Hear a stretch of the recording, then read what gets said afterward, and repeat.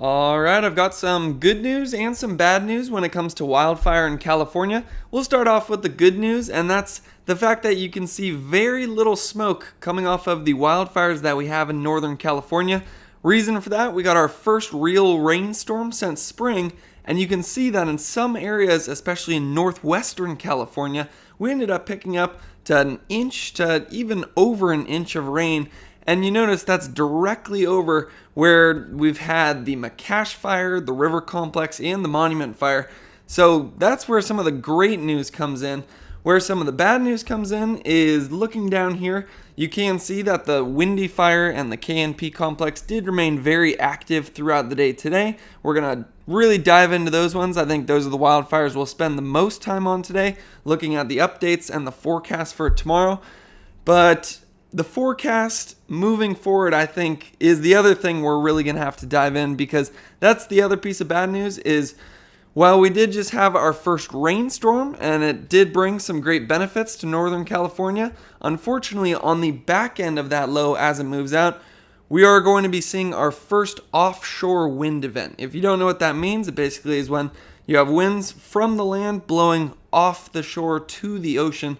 And the reason that's bad is because instead of winds blowing from the ocean onto the land, which is onshore where it pushes in some moisture and could decrease wildfire behavior, when it's going offshore, it has the tendency to bring in very warm and dry air. And you can see that it's going to be bringing some strong wind gusts as well, with some gusts up to 20 to 35 miles per hour, associated with some low daytime humidity in the teens to low 20s. So that's the big story moving forward.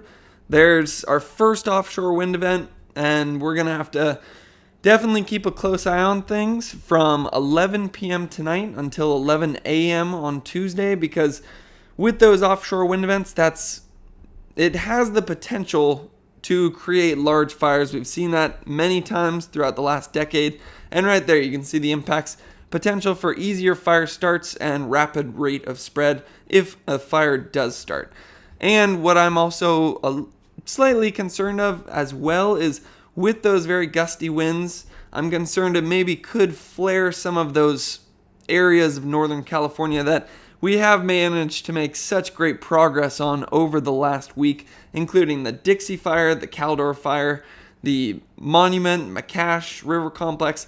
All great progress over the last few days. So really hoping those winds and that low relative humidity doesn't flare anything up there, or even worse, start something new. So I think the first one we're going to dive into, actually we'll dive into both of these first. We'll start with the Windy Fire though, because I think that has been the most active wildfire that we have seen recently. First, I do just want to show that the Windy and the KNP Complex were already under red flag conditions over the last 2 days, and that red flag is actually set to end at 8 p.m. tonight. So this actually might expire throughout the course of this video. And then we have this red flag, which is going to pop up at 11 p.m. tonight and then lasts until 11 a.m. on Tuesday morning. So 2 different red flags going on right there. First one we're going to talk about though is the one that has already been in place for 2 days, because that has been bringing some very active behavior to the Windy Fire and the KNP Complex. Just looking at the Windy Fire right here, you can see all the different hot spots on this fire. So I always look at 2 things on this map. One, where that fire perimeter is, and then also where some of those hot spots are. Whenever you see hot spots outside of the fire perimeter, like you can see on this eastern edge, that tells you that there has been a large amount of growth since the last time they were able to map the fire perimeter. And the big reason there was we had more westerly winds yesterday. So a lot of our growth yesterday was to the east. And then if we look at the satellite imagery, looks like the smoke is almost going south now. So maybe part of that northerly wind event already starting to come in. So I imagine most of our growth throughout the day today has actually been to the south. It's funny, it's not funny, but it's interesting. We've seen a full 180 shift in the winds on both the KNP and the Windy Fire over the last 3 days. It started off, we had southerly winds blowing the smoke directly to the north, and both those fires were going to the north. Then yesterday, we had westerly winds come in, we had the smoke blowing to the east, and the fires were going to the east, and now it looks like those northerly winds are starting to come in, and I'd say in just the last hour or two. And you can see that does look like it's started to lead to some more active fire behavior as well. Now, the other fire in this exact same area that has been flared up by the same red flag warning the last couple days with those very gusty winds and low relative humidity is the KNP Complex, which originally started as the Paradise and the Colony fire. And just like the Windy fire, it's an example of where you have a lot of those hotspots outside of the fire perimeter, which tells you there's been a large amount of growth recently. And right there, that might catch your eye, that it says Giant Forest Village. That's one of the big stories, I think, on both of these fires, is the potential damage they could cause to the giant sequoias in the area. I do believe that the KNP Complex, when I was on KSBW this morning, I believe I heard them talking that, or saying that the KNP Complex had burned through the not Four Horsemen. That's a movie about magic, I'm pretty sure. Four Guardsmen.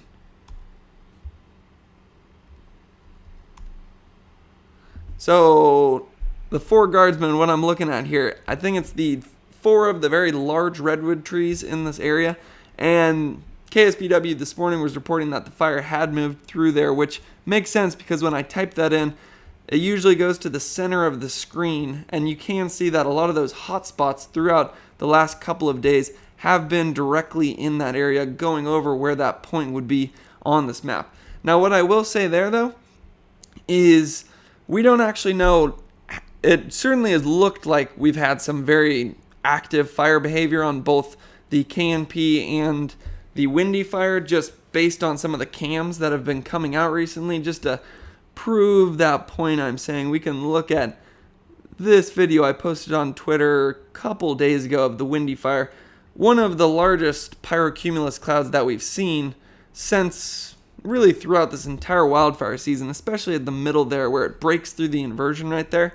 So certainly, based on the cams, it looks like we've seen some active fire behavior, but there's always the chance that when it actually went through those redwood groves, it was calmer fire behavior and could actually end up being beneficial to the redwood trees. So for that kind of information, we're just going to have to wait for those damage assessment reports to come back and be able to tell us what's actually going on the ground there. Because again, wildfire can be both a very bad thing if it is out of control and if it just rips through and destroys a large amount of structures or resources, but it can actually be a good thing if it clears out a lot of the brush and then leads to a healthier environment in the future. But just looking at the Windy fire, what I do want to see is where those active hotspots are right now. Before I show it though, I will point out some of our key areas of concern. Looking at these structures, I'm flashing the orange dots right there. That's where the structures are represented. I think the key spot that I'm worried about right now is this cluster of structures that we see on the southern edge of the fire. And I'd be interested to see if we can figure out the name of that town right here. It looks like it's Johnsondale that is on the southern edge right there. I think that is my key concern right now. Just based on the satellite imagery, you can see that the smoke is now blowing to the south with those northerly winds that have moved into California. And because of that, fire growth moving forward will most likely be to the south as well. A couple of reasons for that. The winds can just push the flames forward, but even more importantly, a lot of times, and we've definitely seen this season, it can pick up some burning embers, toss it out in front of the fire, like you could see right there, and then it starts a new little fire, and then it connects with the major blaze, and it just keeps doing that. It's called spotting, and that right there, actually I think that might be a structure. You can imagine some of these hotspots, though, were spot fires. You can actually see it better on these maps. You can imagine right there. That could be an example where those northerly winds pick up a burning ember, throw it out in front of the major blaze, start a new little fire. That's where you get some active growth. So with what appears to be those northerly winds coming in based on the direction the smoke is going, looks like the southern edge of the Windy fire and the KNP will be where some of that growth continues to happen. So that's, I think, the key spot that we're going to have to look at. But other key spots, you can see there's a number of other clusters of structures around the windy fire right there. And I'm almost hesitant to turn on the live ghost detections because, again, the big disclaimer here, it seems like every time we look at this, it has a tendency to drastically overestimate how much fire we have on the ground, but it is sometimes useful to get a general idea of the direction the fire is moving. So looking right there, yeah, you notice most of those hot spots right there look to be on the southern edge of the fire. Turning back on the perimeter, you can see it's generally within that circle of structures right there. And then if you look at the ghost detections, most of the heat coming off of the fire is on that southern edge. So that kind of goes along with what we were thinking about the fire mostly moving to the south throughout the day today. Now, one other thing that I will say, right there, that's a perfect example of where this map can overestimate fire behavior. I can't actually report this because I don't exactly know exactly what's going on the ground, but I don't imagine that the fire has moved directly over all of those structures right there. I do know that there is some structure protection in place, but that could be a good example of this map overestimating how much fire activity is actually going on. So also want to look at the KNP Complex. We can zoom up there. You can see based on those red dots, it tells you where a lot of the growth was yesterday. So a lot on the northern edge and the southern edge right there. Key spot that I was worried about throughout the last couple days was this northern edge. You can see the cluster of structures right there. And that was when we did have some southerly winds. Now, I think we'll have to start to take a closer look at these structures right here, because if northerly winds come in, it might try to push this part of the fire down this side. But the good news there is it looks like that's very steep topography going downhill right here, and fires don't like to move downhill. If they're going uphill, they can preheat some of the fuels and move a lot faster. The exact opposite happens when they're going downhill. So that actually could work in our favor right there if the winds do start to work against us. Just looking at the ghost detections though, I'm interested to see where it's showing a lot of that heat coming off of it right now. Interesting. So this one, it looks like there's more heat on the northern side of the fire. So that could again be for a number of reasons.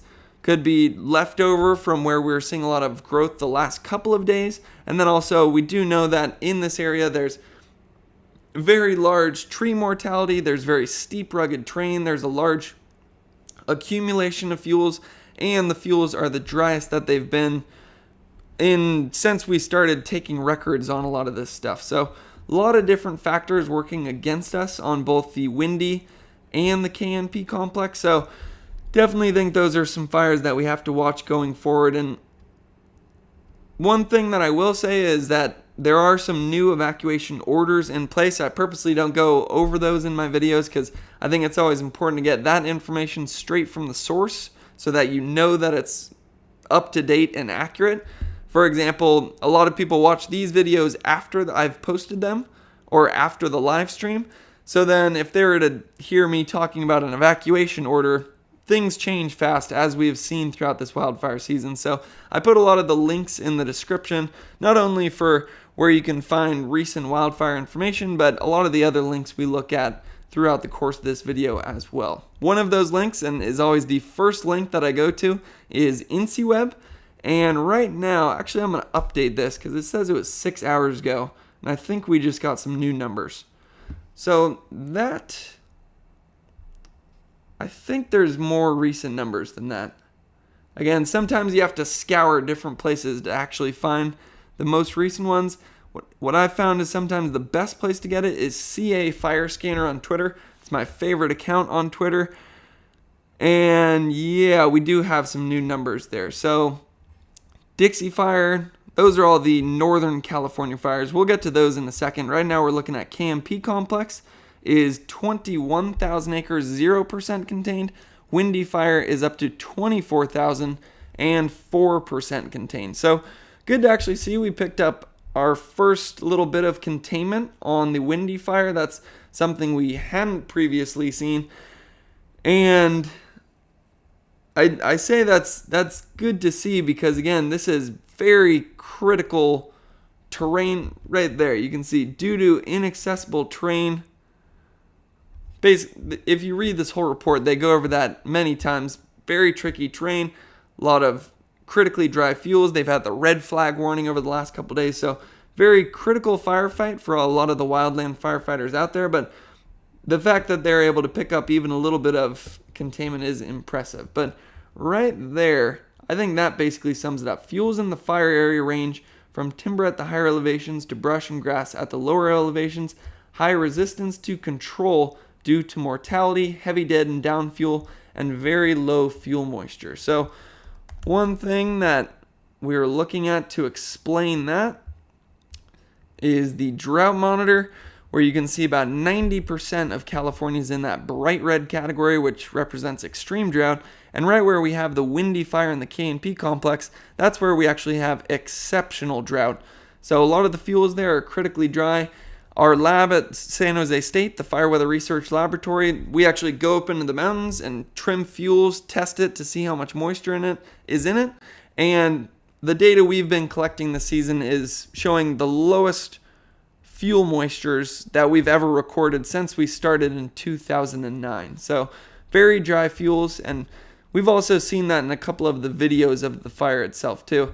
Just looks like very challenging conditions, steep terrain as well. So I do think those are going to be the two fires that we continue to watch the closest as we move forward, because those are the two most active wildfires in California, and even more so today than in previous days. You can see pretty large smoke plumes coming off of those today, although I would say it looks slightly better than we were looking both yesterday and the day before, but certainly still a large amount of activity. Where we've seen even more progress is on all the different fires in Northern California, whether you're talking about the Caldor Fire, the Dixie Fire, the McCash Fire, the River Complex, or the Monument Fire. With that great rainstorm that came in, that significantly, I'll show it right there, that significantly calmed down our fire behavior throughout much of Northern California. And I think I'll show this one first because it's such good news on these Northern California fires. So looking right here shows where those fire perimeters are, the ones we've been following for maybe a couple months now. Caldor, Dixie, Monument, River, McCash. Dixie and Caldor for the last maybe week to week and a half. Haven't seen all that much activity going on in those locations, but Monument, River Complex, and McCash Fire have all been extremely active over the last really month perhaps. And right now, if we look at the live GOES detections, for the first time since I maybe started doing these wildfire updates 2 months ago, when we started following the Bootleg Fire, the Beckworth Complex, and the Tamarack Fire, I believe it's the first time that we've looked at Northern California and haven't had one GOES heat detection. Is that one right there? We do have one, but I think a lot of times that's prescribed burns going on in there. I think something to do with, rice. Somebody could correct me in the comments. Oh, that's one thing I forgot to say. I don't have the live chat open right now, so apologies if anybody's been asking some great questions and I haven't been able to respond. Just trying to get out the most important information as fast as I can throughout the course of this video. So that right there is the great news. First time in maybe 2 months that we've looked at Northern California and we haven't seen any of those hot spots, even on some of those fires that have been very active recently. The big reason for that was this low pressure system that came through. It was the first real rainstorm that we've had since last spring. You might think back to some of those small rain events that we've had over the last couple months, but that's always moisture coming up from Arizona or from the southern Pacific. It's associated with very warm air, and then that's where you get thunderstorms and lightning, and you usually don't pick up large rain accumulations with that because the thunderstorms will just move through an area relatively fast. But with this one, this was an actual system that moved down from the Gulf of Alaska and ended up bringing a good amount of rain to us. Right there, you can see directly over where we have the McCash Fire, the River Complex, and the Monument Fire. That blue color right there looks like it's 0.5 to maybe 0.8 inches of rain, where you get into that purple color, that's over an inch of rain, and that red color is nearing 2 inches of rain. So certainly great to get it over what used to be our most active wildfires in California, and then also great to get it over the Dixie Fire as well. And the reason that it was especially good that I'll show that in a second. First, I do just want to show the most recent numbers for those fires because I don't think they grew very much throughout the day today. Dixie Fire, 963,000 acres, Caldor Fire, 219, Monument Fire, 218, River Complex, 195, Antelope Fire, 145, McCash, 84. So not seeing big changes in those numbers since we looked at them yesterday. Big reason for that is because there's barely any heat or fire behavior going. Now again, I'm not saying that the rain put the fires out, just seeing much less activity than we were seeing in previous days, and we aren't picking up any current live heat detections, which is just terrific to see there. Big reason for that. We picked up some great rainfall, actually more rainfall than the models were originally predicting. So that's what I was very happy to see because I knew what was coming behind this system. As the system moves out, high pressure moves in, and our first offshore wind event of the season moves in as well. So again, if you don't know what offshore means, it basically is just where you have winds on land and they blow offshore towards the ocean. The opposite of that is onshore, where it's blowing from the ocean onto the land. The reason onshore winds are good when it comes to wildfire is, well, winds are never good when it comes to wildfire, but better than offshore winds is because it can take some of that moisture from the ocean, push it in over the land, brings in some nice humidity. The opposite happens when it's coming from the land. That's warmer, drier air, and then we often see what's called downslope windstorms, also called Diablo winds, where you can get some very gusty winds associated with with the offshore flow, and that is exactly what's going to be coming in tonight. So just seeing right there, we already start to see a pickup at 11 p.m. tonight. I believe that's when the red flag warning officially starts, 11 p.m. Sunday. So you can see why that offshore winds start coming in at about 30 miles per hour tonight. As we go into 2 a.m., looks like starts to pick up just southwest of Quincy, getting some gusts up to 35 miles per hour. Then at 5 a.m., it's 36 mile per hour gusts. And then this is why these events are sometimes strange. You normally would think that your strongest winds would be in the afternoon, where you get some big temperature gradients and your winds pick up around 3 or 4 o'clock. A lot of these offshore wind events can actually happen in the middle of the night, which is also why it's such a danger when it comes to wildfire, because it can really catch people off guard. And when you have gusts this strong, you don't really need warm temperatures. I believe somebody could correct me on this, but I believe the Camp Fire happened when it was like below 60 degrees, and it was just because it was ridiculously windy. I believe that was also one of these downslope wind events. So again, I'll have to check in on that. I'm also not saying that we're going to have a campfire tonight. That was a very out of the ordinary event, but just saying it's the same kind of pattern that does lead to fire danger. So as we continue to go into 11 a.m., you can see the winds just continue to pick up, and it looks like they pick up even more in the Napa-Sonoma area as we get later into Monday morning, starting to get some gusts down there around 35 miles per hour. I believe that's Lake Berryessa right there. I want to make sure I have that right.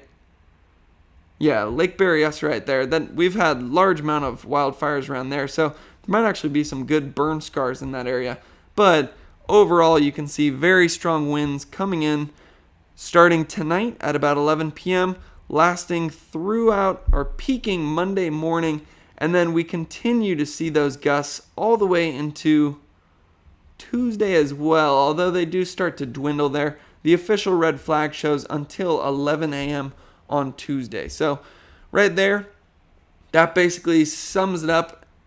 Oh, actually, we didn't look at the relative humidity. I am curious to see what's the relative humidity at the peak of the winds, because that's the main concern. I believe it's about Monday at 11 a.m. is the peak of the winds. That's where we have some gusts up to 45 miles per hour. Temperature-wise, you can see relatively cool, especially compared to what we have seen some other times this season. But when it comes to the humidity, in the low 20s in some places, and we are seeing it is expected to get into the teens throughout the day as well, where we still see some of those offshore winds. So because of that, again, humidity, if you have dry air, the vegetation gets drier, and then it's easier for fires to start. And then with wind gusts, if you do get a fire start and you have 45 mile per hour winds, it can just lead to a very rapid rate of spread. So that's why this red flag warning is in place. That's why we take these kind of fire conditions seriously. Gusty winds, low relative humidity is always the recipe for easier fire starts and the potential for rapid spread of fire. Again, that's 11 p.m. tonight until 11 a.m. on Tuesday. So definitely something that we're going to have to continue to watch as we move forward. I'll definitely be doing another update tomorrow night just covering this, and if some new fires do pop up, I'm certainly knocking on wood, then I'll try to actually do one of those live updates where I actually have the live chat open and we're trying to figure out what's going on in real time as it actually happens. But overall, the summary of the wildfires in California: Windy and KNP are the most active wildfires in California right now. The reason for that is those fires have had a red flag warning over them for a couple of days now. So with those gusty winds, we have had large amount of growth there. Where the good news comes in is we got our first real rain system of, and fall officially starts Wednesday, but we could call that our first real storm of fall. And with that, we did pick up over an inch of rain in some places, and the key thing was we got it directly over some of our most active wildfires. Because of that, the McCash, the River Complex, and the Monument Fire are looking really the best they've looked since they started. Same with the Dixie and the Caldor. So great progress throughout all of Northern California. I would like to end it on that note because it is such a good note. I didn't think we'd be seeing Northern California look like that until maybe mid-November. But again, we do have some concerns moving forward with that red flag warning in place. We have some very gusty winds coming in tonight through Tuesday morning, mixed with some low relative humidity. So we are certainly going to have to keep our eye on the fire weather forecast, and we'll also keep our eye on the Windy Fire and the KNP Complex moving forward, because again, lots of growth there and some new evacuation orders in place. So we'll continue to follow these events as they move forward. Hopefully hopefully this video was helpful, and I'll be back. I'll see you all again tomorrow. Thanks for watching.